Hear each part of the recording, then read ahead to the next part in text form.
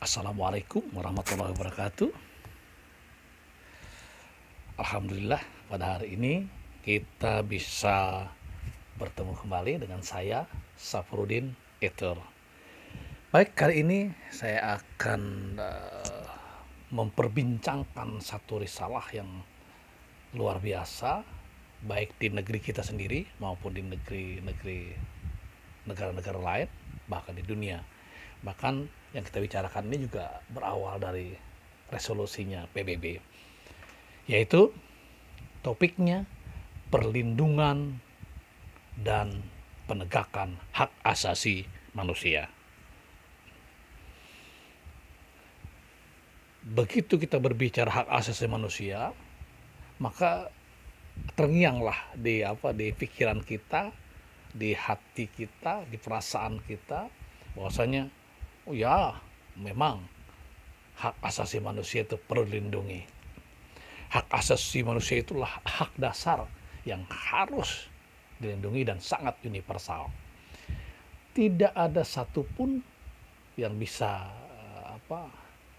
menghindar dari hak asasi manusia, baik perlindungan kepada diri sendiri maupun perlindungan kepada hak-hak orang lain. Karena berbicara hak asasi manusia tidak hanya berbicara diri kita saja, tetapi kita juga berbicara tentang orang lain. Bahkan kalau perlu hak asasinya makhluk-makhluk lain pun kita bicarakan gitu. Tapi saat ini kita membicarakan masalah hak asasi manusianya.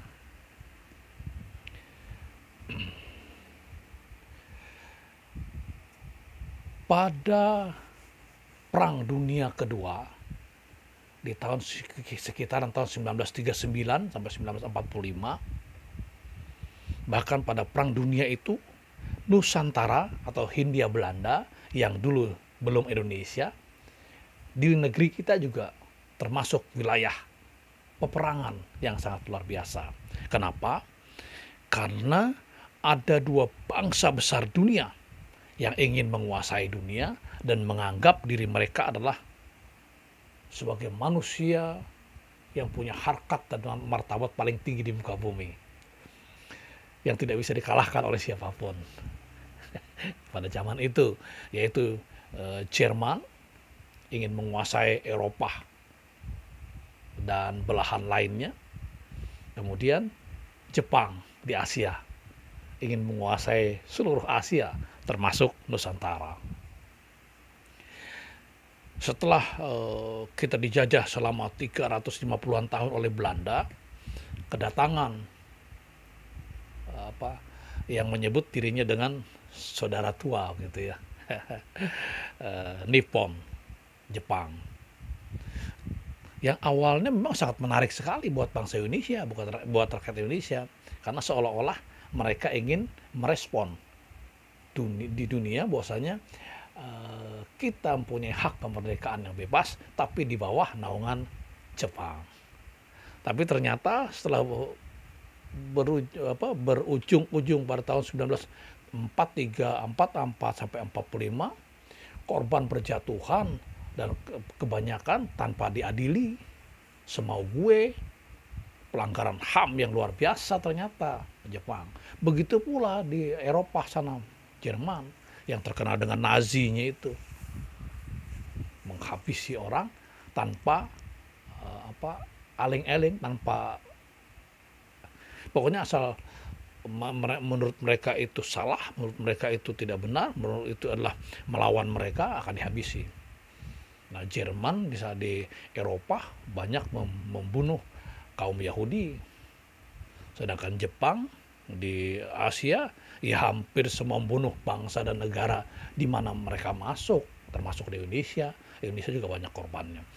Nah, setelah Perang Dunia Kedua itulah muncul pemikiran manusia, orang-orang pintar di dunia. Cetusan dari Presiden Amerika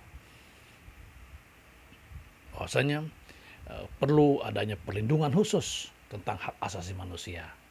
Maka tahun 1946 kita merdeka, belum sampai setahun waktu itu, muncullah gagasan di PBB dengan mengangkat perlindungan hak asasi manusia sampai seterusnya sampai sekarang. Kemudian masuk di Indonesia. Di Indonesia pun kemudian membuat undang-undang berkenaan dengan hak asasi manusia. Bahkan di dalam Undang-Undang Dasar 1945 yang awalnya hanya satu pasal atau dua pasal, kemudian di amandemen, dalam amandemen itu pasal 28 dalam Undang-Undang Dasar 1945 ada A, B, C, D, E, F, G, H, I, J, K, L sampai J. Itu semua meruntut tentang hak asasi manusia. Nah, kemudian ada undang-undangnya. Undang-undang tentang hak asasi manusia nomor 39 1999 yang terbentuk atas gagasan rakyat Indonesia untuk melindungi rakyatnya. Baik, kita mulai. Jadi, hak asasi manusia adalah makhluk sosial. Manusia tidak bisa hidup sendiri. Manusia harus hidup di tengah masyarakat atau di tengah orang lain. Karena itu perlu ada perlindungan-perlindungan khusus untuk manusia. Selain perlindungan hukum lainnya, baik pidana maupun perdata, maka perlindungan hak asasinya. Dia bekerja, dia menyampaikan sesuatu, dia berdemokrasi, dia berserikat, dia berlembaga dan sebagainya, itu berlindungi. Makanya muncullah Undang-Undang nomor 39 tahun 1999 tentang hak asasi manusia.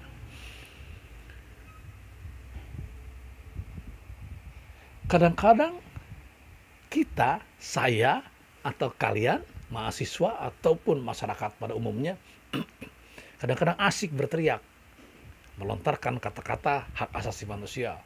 Lindungi hak asasi manusia, itu terjadi pelanggaran hak asasi manusia, dan sebagainya. Tapi secara tidak sadar, kita berteriak pun, kita kadang-kadang melanggar hak asasi manusia. Ini yang perlu diperhatikan sekali. Jadi kesadaran untuk melindungi hak asasi diri kita, tapi tidak lupa melindungi hak asasi orang lain. Contohnya saja, kita berdemonstrasi, diperbolehkan di negara Republik Indonesia, bahkan di negara-negara lain juga boleh. Tetapi ketika kita demonstrasi, kita tidak boleh merusak apapun di sepanjang jalan yang kita lintasi, karena itu hak publik, seperti tanda rambu-rambu jalan, lampu jalan, taman, itu kan hak orang lain yang dibangun oleh pemerintah atau dibangun oleh pengusaha-pengusaha untuk keindahan. Kalau kita rusak berarti kita melanggar hak asasi manusia, hak orang lain yang harusnya ada perasaan nyaman, indah, kemudian ada taman-taman yang kita rusak, sama dengan melanggar hak asasi manusia. Apalagi sampai waktu demonstrasi kita tiba-tiba menahan persimpangan 4 jalan atau Strat Bundar atau wilayah tertentu, melarang orang masuk di sana. Hanya dengan tujuan harapannya supaya kita bisa disaksikan oleh orang bahwa kita sedang demonstrasi. Demonstrasi tidak seperti itu. Demonstrasi menyampaikan apresiasi, menyampaikan kritik, menyampaikan kepada pemerintah atau kepada siapa saja. Bukan melarang orang lain untuk melintas di jalur itu dan mengganggu hak orang lain. Nah, berarti Anda atau kelompok itu atau masyarakat tersebut melanggar hak asasi manusia orang lain. Ternyata Anda membuat ricuh, membuat risih orang lain. Bahkan kalau sampai mengancam orang, awas kamu ya kalau lewat di sini, kami pukul nanti. Berarti sudah arahnya ke pidana. Jadi hati-hati. Jadi hak asasi kita dilindungi, tetapi kita juga harus paham dengan hak asasi orang lain. Tidak boleh semena-mena, karena kita merasa merasa demonstrasi, merasa seolah-olah orang paling pintar untuk mengkritik negara atau mengkritik perusahaan atau mengkritik apa saja gitu. Lalu lupa tentang hak asasi orang lain. Itulah yang perlu dilindungi gitu. Kemudian setiap saat kita perlu, nah ini hak kita nih. Setiap saat kita kan perlu uang nih. Berarti kita harus berusaha. Tetapi berusaha itu tidak boleh sampai melanggar hak asasi manusia. Artinya memukul orang, menyiksa orang, preman namanya kalau begitu. Nah, gitu ya. Nah, sedangkan kita yang menghormati hak asasi manusia, kita bekerja atau berusaha sebaik mungkin tidak mengganggu hak-hak orang lain. Kalau perlu malah kita melindungi hak asasi orang lain. Kita memberikan pekerjaan kepada teman-teman atau orang lain yang bisa bekerja dengan kita sebagai pengusaha. Lalu kita lindungi hak-hak dia agar mereka nyaman, keluarganya juga ikut nyaman karena bekerja dengan kita. Itu tujuannya. Hak asasi yang betul-betul kita gunakan sebaik mungkin, bukan kita merusak gitu. Umpamanya Anda bekerja di perusahaan, boleh kan? Bagus kan? Apakah boleh demo? Ya boleh-boleh saja, sepanjang yang memang dianggap perusahaan itu melanggar aturan. Mungkin gajinya tidak sesuai, apa sebagainya. Tapi sebelum demonstrasi juga kelompok yang ingin berdemonstrasi harus menghitung bagus-bagus. Ini benar-benar untung apa enggak perusahaan ini? Keuntungan seperti apa? Dia sudah bayar pajak dengan benar apa tidak? Gitu. Nah setelah itu, setelah dikalkulasi demikian rupa, barulah kita menyampaikan keluh kesah kita untuk kenaikan gaji dan sebagainya. Bukan kita teriak-teriak yang tidak jelas. Kemudian kita mencaci maki perusahaannya, memfitnah dan sebagainya. Itu namanya bukan berdemonstrasi, bukan menyampaikan perasaan, menyampaikan kritik dan sebagainya kepada orang lain, tapi malah menimbulkan fitnah dan caci maki. Yang awalnya orang pro pada kita, akhirnya orang tidak suka. Apa demo seperti itu, teriak-teriak tidak karu-karuan, ngomongnya asal ngomong aja. Nah, akhirnya kan intelektual kita sebagai mahasiswa, sebagai masyarakat yang ingin menyampaikan aspirasi gitu kan lewat demonstrasi, jadi tidak ada harganya, tidak dihargai orang lain. Akhirnya apa? Orang lain yang menerima Anda pun tidak akan bisa hormat, paling-paling berpura-pura saja mereka. Kenapa? Karena memang awalnya mereka tidak suka karena atas perilaku demonstrasi Anda yang risih, kemudian yang urak-urakan, yang tidak karu-karuan, berbusana asal-asalan begitu. Kemudian membawa benda-benda tertentu yang berbahaya atau apa sajalah yang membuat orang lain tidak suka. Maka rubahlah cara itu. Berdemonstrasilah, menyampaikan kritik, saran kepada siapapun, pemerintah, perusahaan atau siapapun, tetapi dengan elegan, dengan keren, dengan pengetahuan yang mapan, dengan dasar hukum yang kuat, dan paham tentang hak asasi manusia. Hak asasi kita dilindungi, tetapi kita juga melindungi hak-hak orang lain. Kemudian setelah mencari uang, ya kita dapat, kita bisa berbelanja dengan baik, seperti itu. Kemudian kewajiban kita menghargai hak hidup orang lain. Kewajiban kita menghargai agama orang lain. Ketika orang lain sedang beribadah, kita hargai dan harus kita hormati karena toleransi. Berbeda pendapat, kita hargai. Ketika kita berdiskusi berbeda agama, ya silakan. Tetapi tidak melontarkan kata-kata yang menjelekkan agama satu dan agama lain. Mengkafirkan agama satu agama lain, bukan seperti itu. Silakan berdiskusi, berdialog. Berbeda agama, nggak apa-apa. Saling mempertahankan kebenaran dan kebaikan agamanya masing-masing, boleh. Tapi tidak boleh bersinggungan, menjelekkan agama lain. Wah ini haram, kafir. Ya jangan dialog kalau seperti itu. Ya. Artinya tidak sesuai dengan harkat dan martabatnya bangsa Indonesia yang memang hebat. Kemudian khusus Muslim tidak sesuai dengan akhlak mulianya kaum Muslim begitu. Menghargai agama orang lain. Kemudian kewajiban menghargai kebebasan berpendapat dan lain-lain. Itu adalah kewajiban kita, menghargai. Ketika ada orang lain sedang menyampaikan pendapat, kita hargai, kita hormati. Sepanjang, seperti yang saya katakan tadi, sepanjang tidak mengganggu hak orang lain. Tapi kalau mengganggu ya orang lain marah gitu.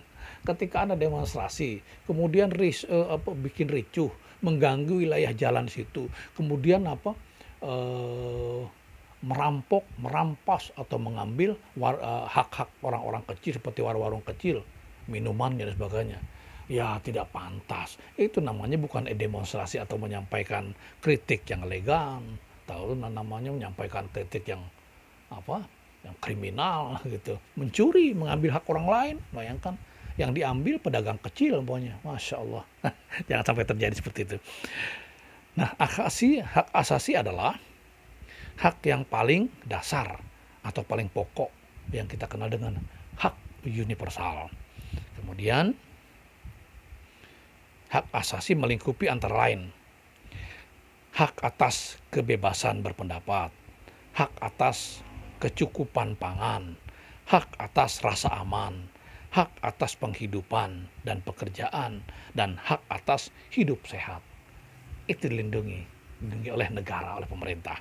Kemudian pengertian HAM. HAM adalah hak yang dimiliki manusia yang telah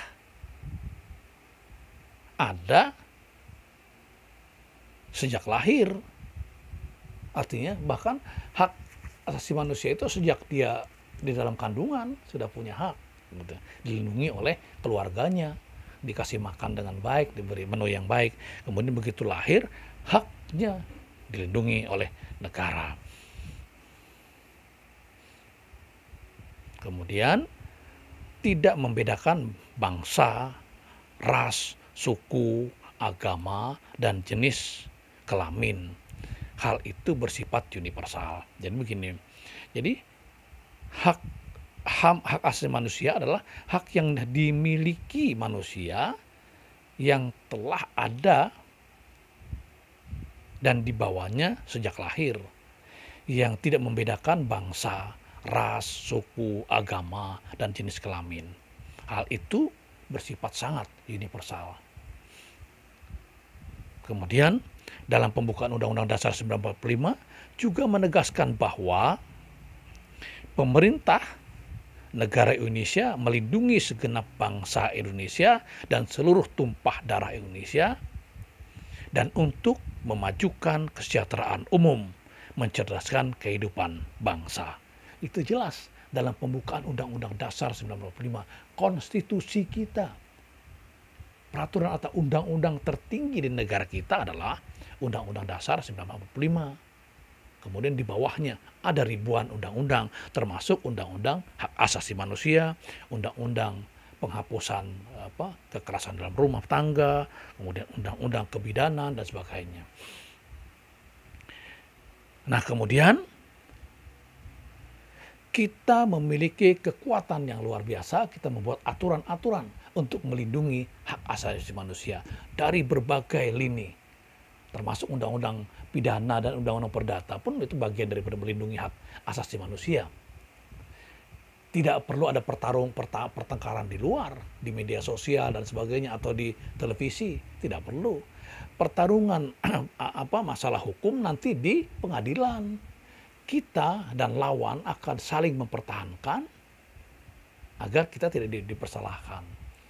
Di situ kita menyampaikan, bukan di luar, bukan teriak-teriak dan sebagainya. Nah, kemudian dalam Undang-Undang Dasar 1945 pasal 28 yang katakan tadi, nanti kita mudah-mudahan bisa sempat kita bacakan sampai A, B, C, D sampai J, itu mengupas khusus undang-undang masalah hak asasi manusia.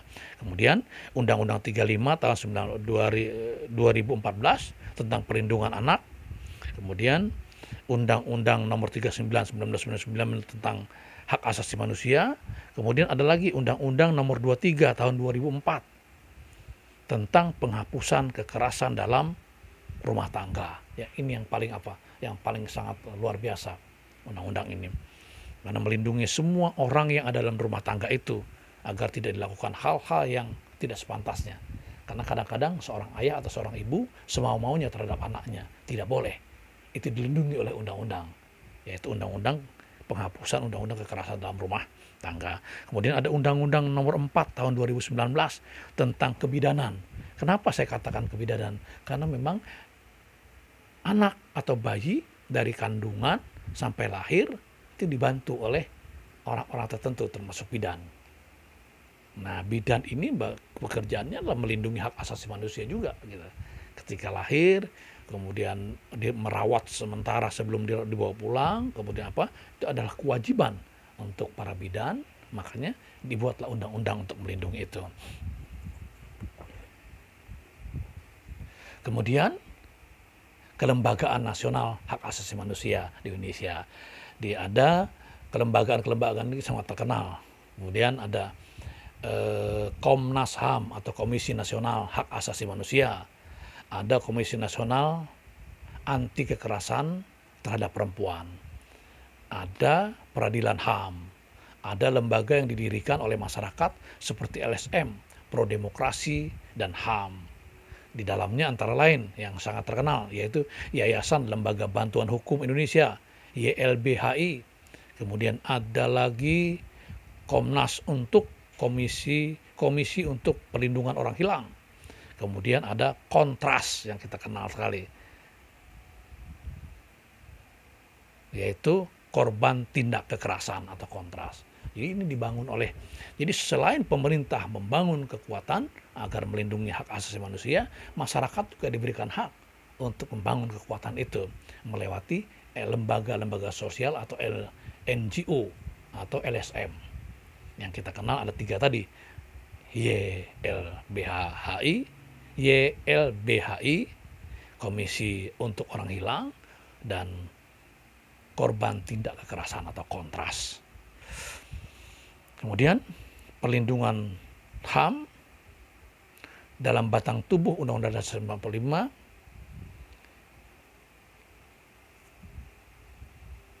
kita coba lihat. Ini mudah-mudahan ada waktu ya, cukup panjang nih. Kita bacakan hanya beberapa. Tadi sudah saya bacakan. Kemudian di pasal 28 Undang-Undang Dasar 45A, pasal ini memberikan jaminan dan hak hidup dan mempertahankan kehidupan. Pasal 28B membentuk keluarga, melanjutkan keturunan melalui perkawinan yang sah. Kemudian pasal 28C, pasal ini memberikan jaminan setiap orang untuk mengembangkan diri, mendapat pendidikan, memperoleh manfaat dan ilmu pengetahuan dan teknologi, seni dan budaya, dan kolektif dalam bermasyarakat. Dan kemudian beberapa hal lagi yang bisa kita baca sendiri. Terima kasih. Demikian kita berbicara masalah perlindungan dan penegakan hak asasi manusia. Mudah-mudahan ada manfaatnya buat kita semua. Terima kasih. Assalamualaikum warahmatullahi wabarakatuh.